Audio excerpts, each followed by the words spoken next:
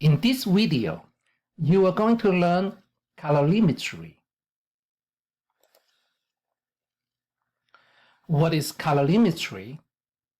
It is a technique that can be used to measure the amount of heat involved in a chemical or physical process. Okay, let's get a little bit further. Before we know about it, we have to know what is a system and what is the surrounding. For example, if you have a hard piece of metal, and if you want to learn about the temperature of this piece of metal, and you are going to put it into a cup of water, let's say a cup of water with a known temperature and a known mass, let's say it's 25 degrees Celsius. That is room temperature.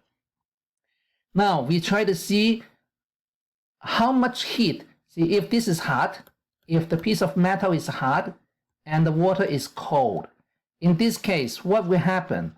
When you put the piece of metal into this cup of cold water, the temperature of the metal will drop because the water is going to absorb some heat from it. At the same time, when the water absorbs the heat from the metal, what will happen? The temperature will rise. And at some point, the temperature of the metal and the water will be the same. Okay, so let's say you have you put that piece of metal here. So let's say after 5 minutes, the temperature will be at equilibrium temperature. So in this case, I'm going to call this one, the metal, as my system. And I'm going to call the water as my surrounding.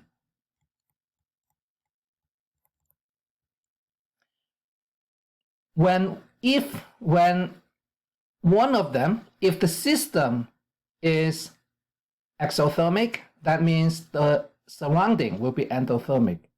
Or if the system is endothermic, then the surrounding will be exothermic. That means the heat that is released from the metal, it must be absorbed by the surrounding, that's the water. Or if you have a piece of cold metal, where the heat will be absorbed by the metal, that means absorbed from the water, that means the water will be releasing the heat. So it will be important to understand that there will be two different categories. One is the system, one is the surrounding. Calorimeter, while it is a device that used to measure the amount of heat that involved in a chemical or physical process. The simpler example is what you just have seen. It is just a cup of water that can be my calorimeter. Okay, so let's say I have a piece of hot metal and I don't know what temperature is, however, but I know the amount of water here, let's say is 500 grams. And after I put the piece of metal in here, the temperature of the water is going to go up. Let's say it changed from 25.0 degrees Celsius to 25.2, for example. In this case, we can do some calculation and we can tell what the original temperature is based on the calorimeter. So how does it work? Because the water absorbs the heat from the system of the metal here, and it will increase the temperature. In this case, we have to understand exothermic and endothermic. The heat that is released from the metal, so the metal now is called exothermic because it releases heat. The heat will be absorbed by the water, so water will be running through an endothermic process. This is the basic one. There are something more complicated. Why do we need the more complicated? For example, if I have something other than a piece of metal, if I have a piece of salt, let's say this is a big piece of salt where it dissolves in water. So I don't want to do something like this. When I put this here, it just dissolves in water. Or if we just have water, if this piece of, let's say too hot, let's say this is 300 degrees Celsius. When you put this piece of metal into water, instead of just the temperature will increase, the water will boil, it will disappear. Some of the water will disappear, so we don't want that. And there are other requirements. For example, this water container it cannot be a metal, because if it's a metal, then the heat can easily release to the outside. Okay, and by the way, outside is not same as surrounding. Surrounding means water in this case. Therefore, if we just have a cup of water, we should have something that insulated, such as a styrofoam cup.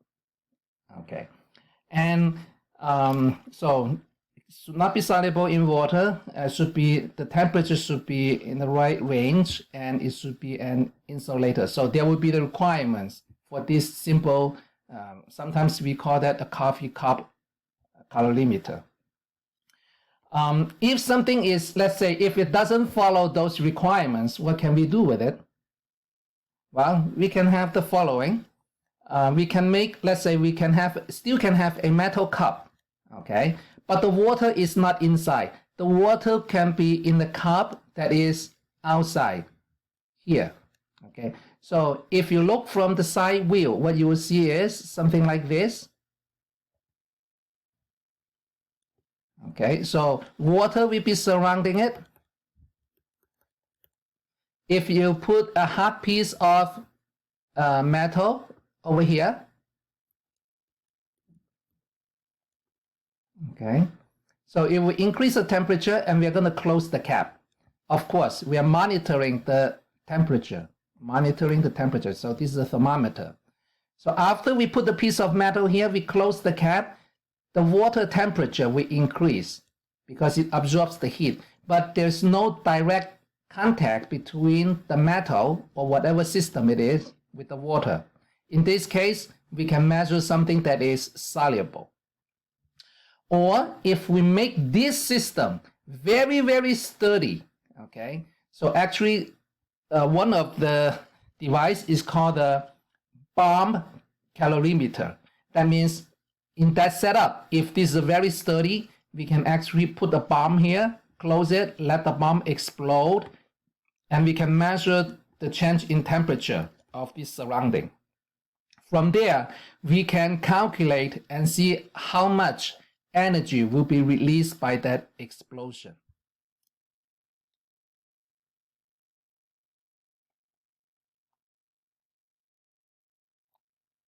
Okay, and here is the principle of how it works. Over here, as we have seen before, Q is the heat.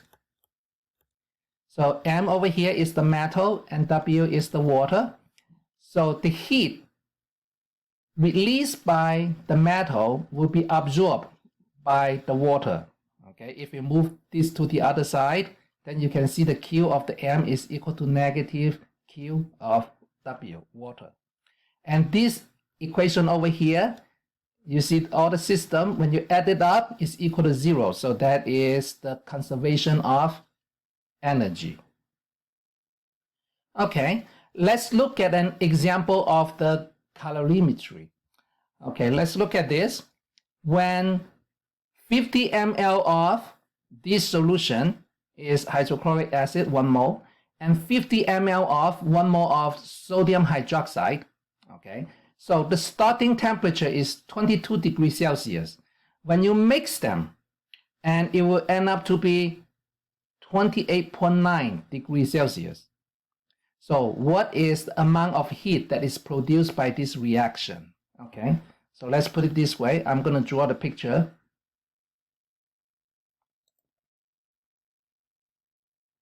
Okay, let's say, so in this cup over here, I have 50 ml of the HCl solution. Over here, another cup, I have 50 ml of the sodium hydroxide solution. So when I put two of them together, initially it was 22. So initial temperature was 22 degrees Celsius. And when I put them together, now I will have 100 ml. And the final temperature will be 28.9 degrees Celsius. Okay, so as you can see, it's from 22 to 29. So this is a mixture. So something is going on when I mix the acid and the base. So this is a neutralization reaction. All right, so when you put them together, you can see the change in temperature. The temperature increase. Why the temperature of the water increase? Because the reaction itself is exothermic. When it releases the heat, so when the system releases the heat, the surrounding, the water get the heat, and the water absorbs the heat, the water temperature will increase. As for the water, it will be an endothermic process. But as for the chemical reaction here, it is an exothermic process. Okay, so we look at this, we say, okay, we want to know how much heat. So heat is equal to mc times delta T. What is the m? M is the mass of the water. In this case, it's 100 ml, so roughly it is about 100 grams. C, what is C? C is the specific heat capacity of water, and that is 4.184 joules per gram per degree Celsius. What is the change in temperature? Delta T. Delta T is equal to 28.9 minus 22.0.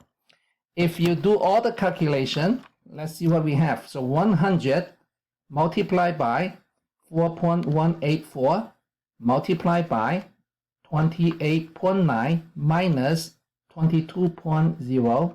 So what we get, it is 2887 joules. So if I do the calculation, what I get was